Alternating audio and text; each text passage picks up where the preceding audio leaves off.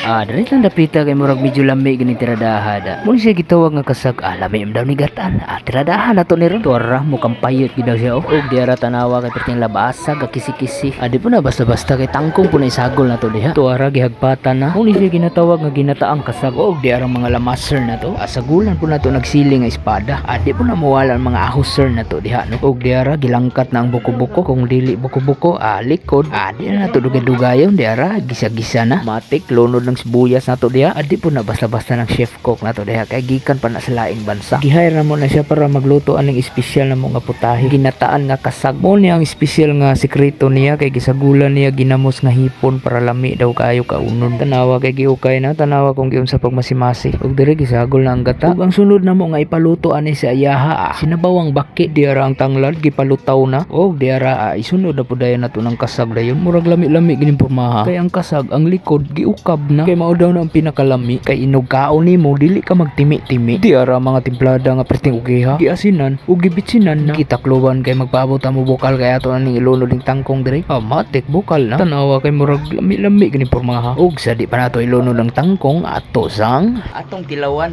Hala tilawi oy. Lami oy, saktos timpla. Saktos timpla oy. Lami oy. Og diri tanawa kay ilunod na ang mga tangkong diha. Di po na basta-basta kay perti po na daghan na oy. Muna ginatawagan hindi lang pang pamilya, pang sport pa. Pero mo kuyos ra man daw na. Diara tanawa ni kuyos ra.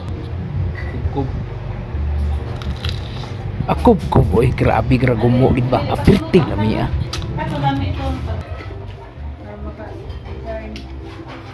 Mamega di ay sige mampod di professional dashboard na kuya.